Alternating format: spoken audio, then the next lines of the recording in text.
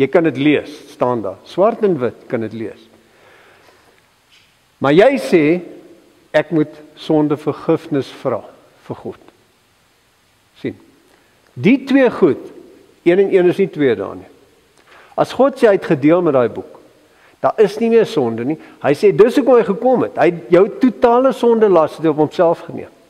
Hy het vir daai sonde gaan betaal in die kruis. God is nie in tyd nie.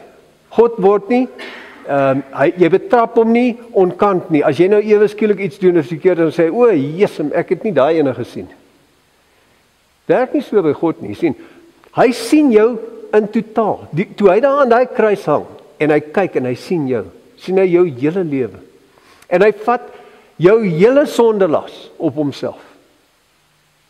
Dis die mees basiese bousteen van geregtigheid, om net daai een aspek te glo, te sien en te verstaan, dat hy jou sondelas gevat het. Maar nou, logika, jy sien. Nou sê logika, maar wat van die verkeerde goed wat ek doen? Ek doen nog steeds verkeerde goed. Ek kan ons nie nou met aangaan en allerhande verkeerde goed aanvang, want God sê, hy het my hele sondelas gevat en hy het al my sonde uitgewis nie. Kan ons nie so werk nie. Dan kom jy nou by hierdie dieper openbaring, wat ons noem identiteit. Waar jy begin besef, as die Bybel praat van sonde, praat hy nie van die goed wat jy doen nie.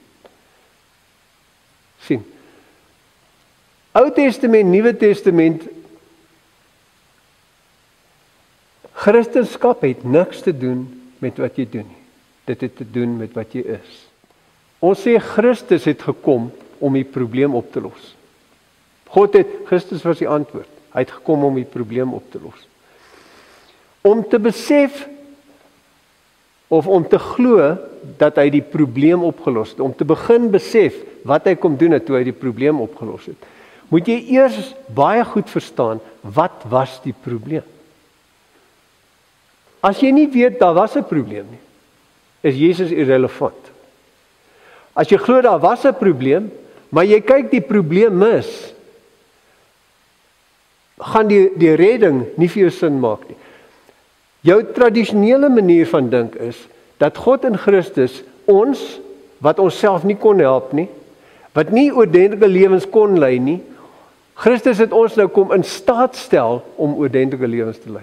Hy het ons kom kwalifiseer. Jy sien, ons Frans het 'n ding, hy praat van die hoogspring lat.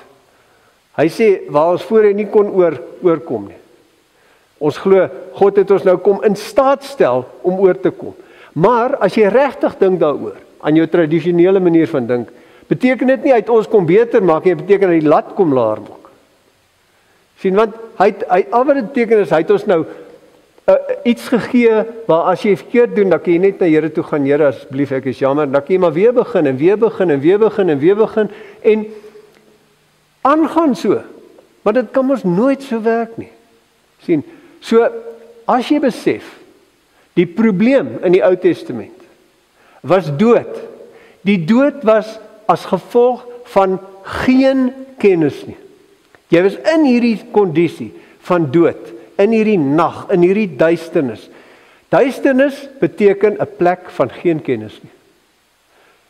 Christus se hele doel was om iets te kom openbaar, 'n kennis te kom openbaar, wat verborge was vir eeue en geslagte, wat Paulus hiervan skryf.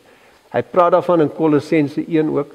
Hy sê hierdie kennis was verborge vir eeue en geslagte, maar is nou geopenbaar. Kom ons kyk wat sê hier in Efesiërs. Hy sê, vers 5, hy sê, this mystery was never disclosed to human beings in past generations, as it has now been revealed to his holy apostles and prophets by the Holy Spirit. It is this. Nou, hy sê that the Gentiles are now to be fellow heirs with the Jews, members of the same body and joint partakers in the same divine promise in Christ through their acceptance of the glad tidings. Wat hy sê in 'n dieper vorm is, die waarde wat hy gesien het,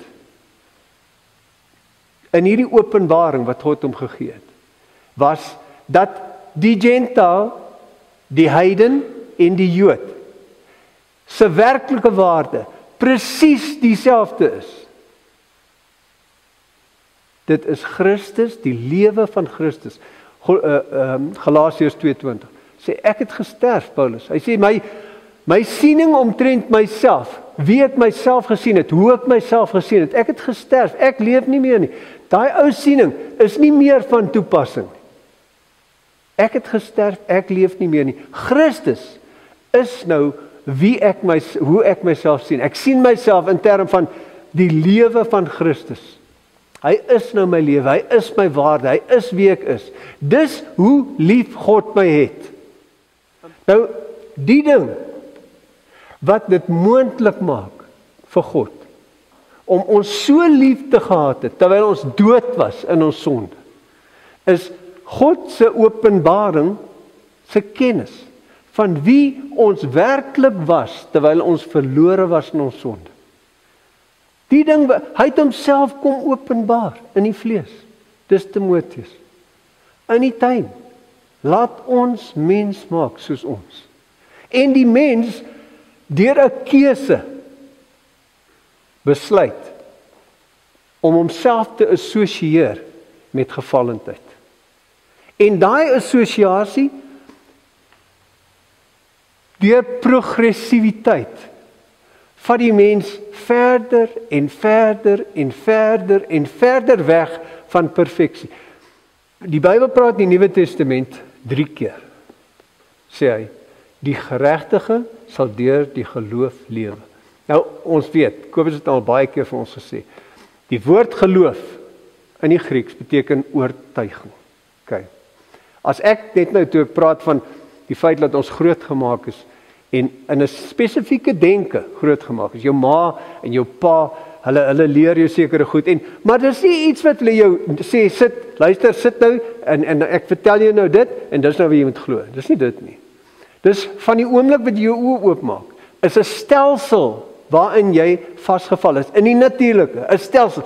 As ons gaan kyk na Romeine 2, Paulus sê, die heiden wat nooit die wet gehad het nie, as hulle daai wet nakom, ten spyte van die feit dat hulle nie die geskrewe op die klipwet gehad het nie, as hulle dit nog steeds die wet nakom, dan wys dit dat daai wet op hulle harte geskryf is. Jy sien, in elke natuurlike mens, dis die resultaat van die boom van die kennis van goed en kwaad, is daar 'n onwillekeurige wete van reg en verkeerd.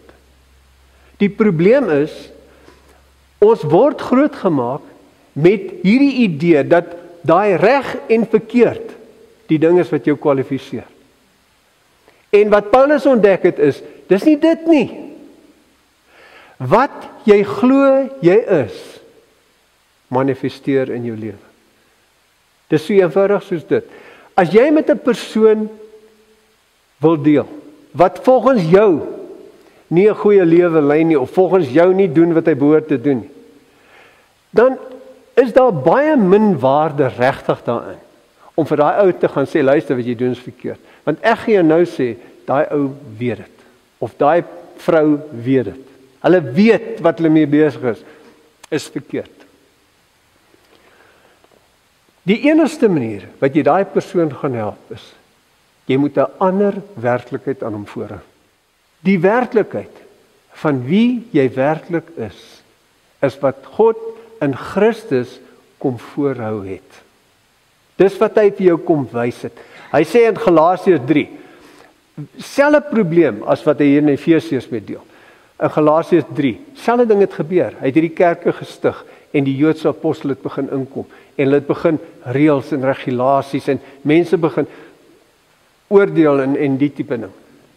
Paulus sê, you poor, foolish, thoughtless, senseless, ek sê altyd as Paulus kon vloek het hy gevloek, jy weet. Hy is so opgewonde. Hy sê, you stupid Galatians, who has bewitched you? Wie het julle die mekaar gemaak? Before whose very eyes Christ was graphically demonstrated. 'n demonstrasie wat God gebring het in Christus. Demonstrated as crucified. What does that mean? I don't see myself in terms of the natural anymore. I see myself in terms of perfection. And to the degree that I can understand that, en ek kan dit my eie maak, en ek kan dit begin glo, ek kan loop in daai oortuiging, manifesteer dit in my lewe. Nie werke nie, geloof. Nie wat ek doen nie, wat ek glo. Dis so interessant om die logika te sien. Want Romeine, as jy Romeine 1, 2 en die eerste helft van Romeine 3 begin lees, dan wil dit voorkom, Paulus bring maar weer wet, jy sien. Hy praat maar weer wet. Maar as jy sien hoe Paulus daai gedagte vat, hierdie ding waaraan ons groot geword het, en hy begin vir jou wys hoe die hele idee van die wet is, hoe die hele doel van die wet was, om jou by 'n punt te bring waar jy moet besef, man. My ma en pa het my geleer, ek moet goed en verkeerd is die basis. Maar ek probeer, maar ek kom nie daarby uit nie. Dit maak nie saak tot hoe mate ek kwalifiseer nie. As ek myself begin opweeg, dan kom ek kort. Ek kan nooit daarby uitkom, ek kan nooit by perfeksie uitkom. 10 stappe tot geregtigheid, en al wat daai stappe doen is, dit vat my verder weg van perfeksie. Want dit wys my net, ek kan nie dit doen nie. Dan begin hy in Romeine 3, hier van vers 19 af aan. Dan sê hy, alle mense het gesondig. En dit ontbreek hulle. Dis wat die wet jou gaan wys, jy weet. Hy sê, julle wat ander oordeel, weet julle wat julle doen? Julle oordeel net julle self. As jy onder die wet 'n ander mens oordeel, al wat jy doen is, jy oordeel jouself. Want dis jou denke. En as jy 'n ander ou sien na die vlees, beteken dit, jy gaan jouself op daai selfde vlak oordeel. En al wat gaan gebeur is, jy gaan maar net weer sien, ek val te kort, ek kan nie. Jy weet, die ding raak krities as daar 'n probleem kom in jou lewe. Wat die probleem ook al is. En jy moet nou begin dink, wat is my bydrae in die situasie? Ek het 'n probleem. Dit lyk soos 'n probleem in die natuurlike. 'n Groot probleem beteken, wat kan ek doen in hierdie situasie? En jy sien, as jy daai vraag vra, het jy so half al klaar die geveg verloor. Want as jy nie besef, daar kan nooit weer 'n probleem wees. Want God het my lief. En die rede hoekom God my lief het niks te doen met die feit dat ek gister my neer verloor het of eergister iets verkeerd gedoen het. Dit kan nie 'n effek hê op God se liefde nie. God se liefde is konstant in my lewe. En daai liefde van God dra my deur elke situasie. Sy liefde vir jou is groter as jy ooit sal besef. Die hele doel van Paulus se briewe is 'n ontdekkingstog waarop jy gaan, waar jy die mate van God se liefde ontdek in jou lewe. Amen.